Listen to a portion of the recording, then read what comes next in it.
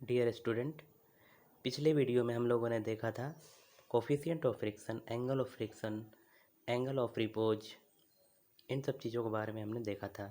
Angle of friction के बारे में भी हम लोगों ने पिछले वीडियो में देखा था। आज के इस वीडियो में हम लोग देखेंगे relation between angle of friction and angle of repose. Angle of friction और एंगल ऑफ रिपोज में क्या रिलेशन होता है वो आज हम लोग इस वीडियो में देखेंगे। तो सबसे पहले एंगल ऑफ फ्रिक्शन जो होता है वो मैंने बताया था कि अगर कोई ऑब्जेक्ट है, ऑब्जेक्ट इस डायरेक्शन में अगर मोशन कर रहा है राइट हैंड डायरेक्शन में, रफ सरफेस पे जो है ऑब्जेक्ट रखा हुआ है, और राइट हैंड साइड में अगर दाहिने तरफ अगर ऑब्जेक्ट का मोशन हो रहा है, यानी कि दाहिने तरफ हम फोर्स लगा रहे हैं तो दाहिने तरफ मोशन हो रहा है, तो उसके अपोजिट डायरेक्शन में एक फ्रिक्शनल फोर्स जनरेट होता है। ये हम लोगों ने पिछले वीडियो में देखा था। और ऑब्जेक्ट का वेट जो होता है वो नीचे की तरफ mg होता है, और अपवर्ड डायरेक्शन में एक फोर्स लगता है, reaction force, normal reaction force, जिसको हमने आर से यहाँ डिनोट किया था। तो एंगल ऑफ फ्रिक्शन की अगर बात करें तो एंगल ऑफ फ्रिक्शन जो होता है वो रिजल्टेंट फोर्स जो होता है, रिजल्टेंट फोर्स कौन सा फोर्स होगा? नॉर्मल रिएक्शन फोर्स और फ्रिक्शनल फोर्स के बीच में जो है एक रिजल्टेंट फोर्स होगा।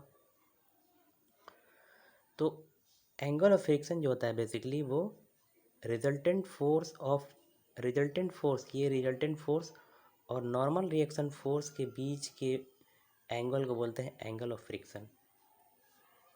ओके, तो अगर हम बात करें एंगल ऑफ फ्रिक्शन की, अगर हम फाई की बात करें तो इस पूरे ट्रेंगल में हम अगर देखें तो ये हमारा फाई है, ये वाला एंगल कितना होगा? 90 डिग्री होगा। तो अगर यहाँ से अगर हम टेन फाई की बात करें, टेन फाई की, तो वो क्या हो जाएगा?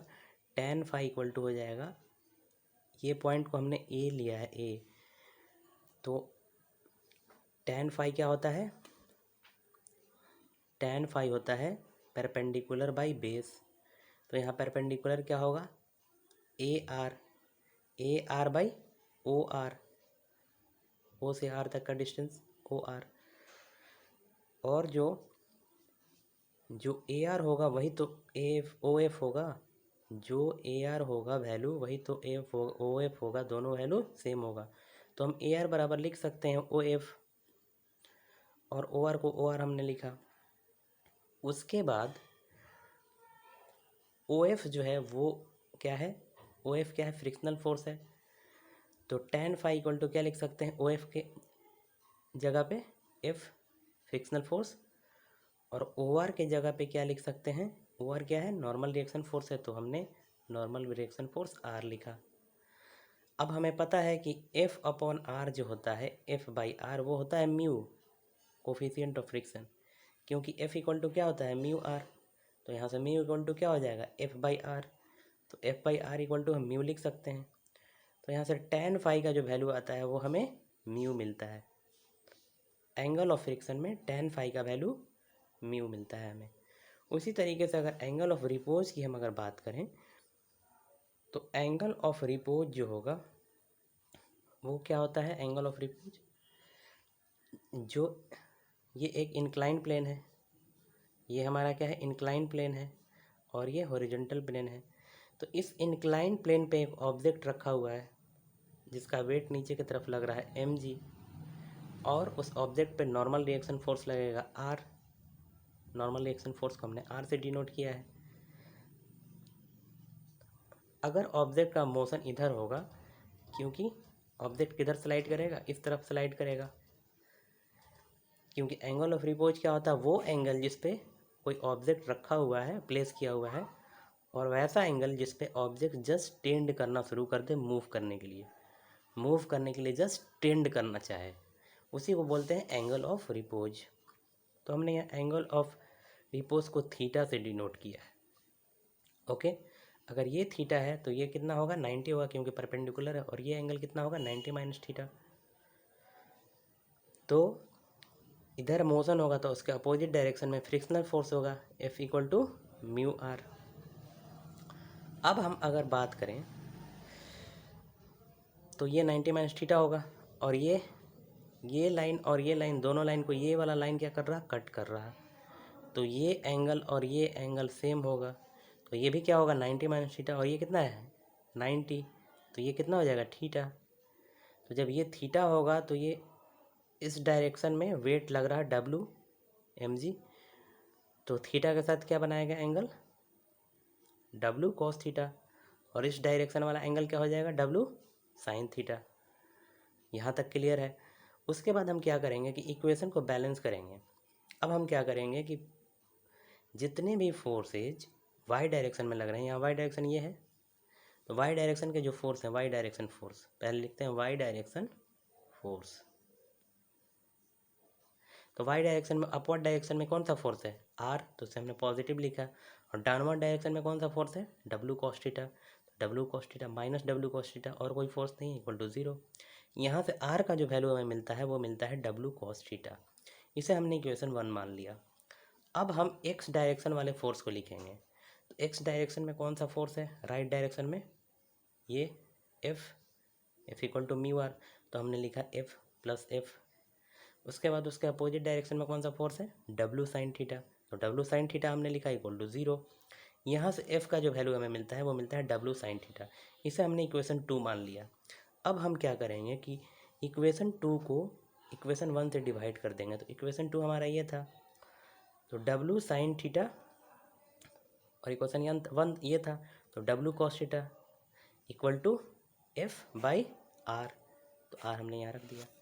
तो डब्ल्यू से डब्ल्यू कैंसिल, और sine theta by cos theta क्या होता है टेन थीटा, तो टेन थीटा बराबर हो जाएगा एफ बाई आर। और एफ बाई क्या आर क्या होता है म्यू, तो टेन थीटा का वैल्यू यहाँ पे म्यू आता है। अब हमारे पहले जो हमने एंगल ऑफ फ्रिक्शन देखा था उसमें था tan phi equal to mu, अब यहाँ एंगल ऑफ रिपोज में tan theta equal to mu आया। तो हम कह सकते हैं कि tan phi equal to tan theta, क्योंकि दोनों का वैल्यू म्यू म्यू आया था। यहाँ से टेन कैंसिल, तो क्या हो जाएगा फाई इक्वल टू थीटा। तो ये हमें पता चलता है कि जो एंगल ऑफ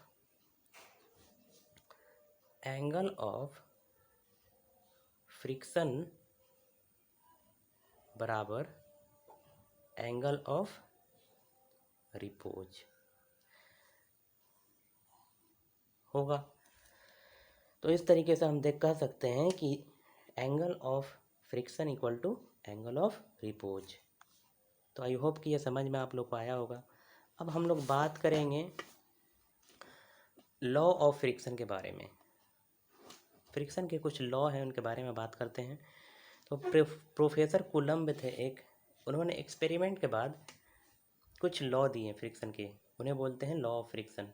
इसमें दो लॉ इन्होंने दिए। पहला दिया law of static friction. Static मतलब ऑब्जेक्ट रेस्ट में है, मूव नहीं कर पा रहा, ऑब्जेक्ट पे फोर्स लग रहा है लेकिन वो मूव नहीं कर पा रहा है, वैसे ऑब्जेक्ट को बोलते हैं स्टैटिक पोजीशन में, इक्विलिब्रियम कंडीशन में।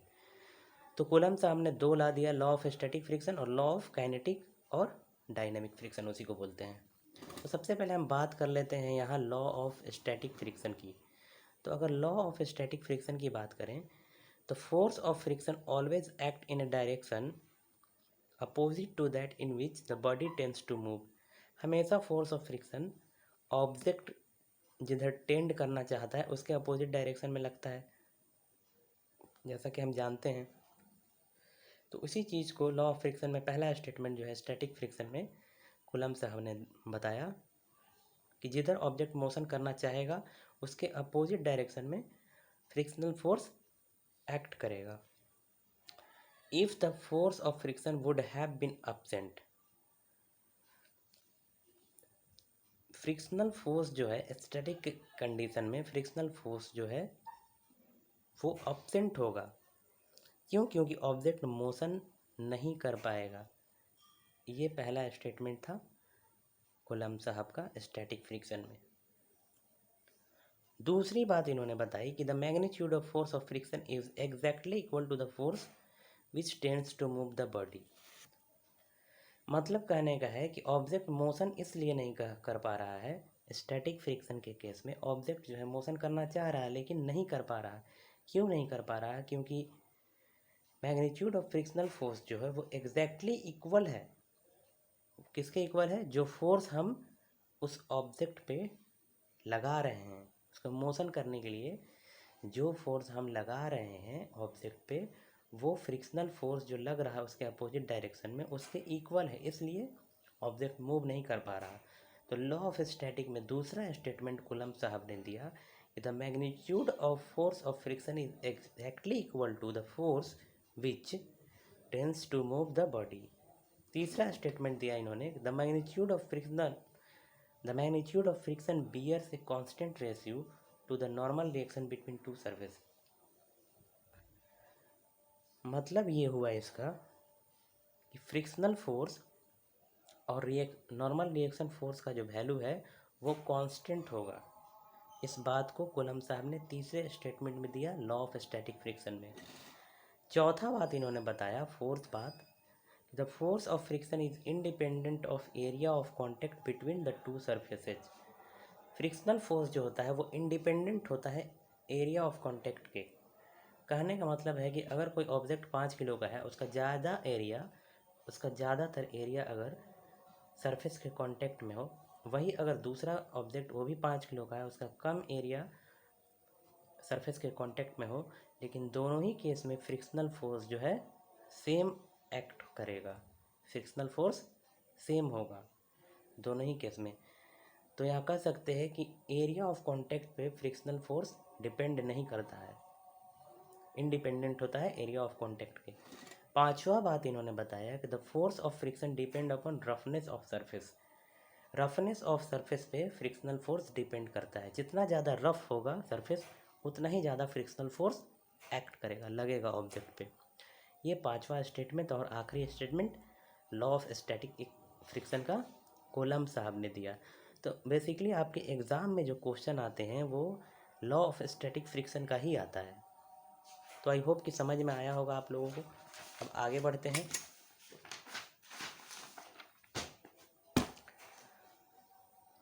लॉ ऑफ डायनेमिक फ्रिक्शन की अगर बात करें या फिर काइनेटिक फ्रिक्शन जिसको बोलते हैं, the force of friction always act in direction opposite to that in which the body is moving. हमेशा जिधर ऑब्जेक्ट बॉडी मूव करता है उसके अपोजिट डायरेक्शन में फ्रिक्शनल फोर्स लगता है। ये बात हम शुरू से देखते आ रहे हैं। तो काइनेटिक फ्रिक्शन में ये पहला स्टेटमेंट था। दूसरा स्टेटमेंट है कि the magnitude of kinetic friction bears a constant ratio to the normal reaction between the two surface, but this ratio is slightly less than that in case of limiting friction. कहने का मतलब है कि F/R का जो value होता है वो होता है म्यू, कोफिशिएंट ऑफ फ्रिक्शन। ये जो फ्रिक्शनल फोर्स कहने, इस स्टेटमेंट का कहने का मतलब है कि हमेशा याद रखिएगा कि काइनेटिक फ्रिक्शन जो होता है वो हमेशा लेस देन होता है लिमिटिंग फ्रिक्शन से। लिमिटिंग फ्रिक्शन मतलब स्टैटिक फ्रिक्शन से। स्टैटिक फ्रिक्शन से हमेशा कम होगा, स्टैटिक फ्रिक्शन से हमेशा कम होगा डायनेमिक फ्रिक्शन। तीसरा स्टेटमेंट है कि for moderate speed the force of friction remains constant. Moderate speed के लिए फोर्स ऑफ फ्रिक्शन जो है कांस्टेंट होता है, but it decreases slightly with the increase of speed. जैसे जैसे स्पीड अगर बढ़ता है किसी भी ऑब्जेक्ट का तो उसका फ्रिक्शनल फोर्स घटता है, स्लाइटली डिक्रीज करता है। तो ये था कुछ लॉ ऑफ डायनेमिक या फिर काइनेटिक फ्रिक्शन जिसको बोलते हैं।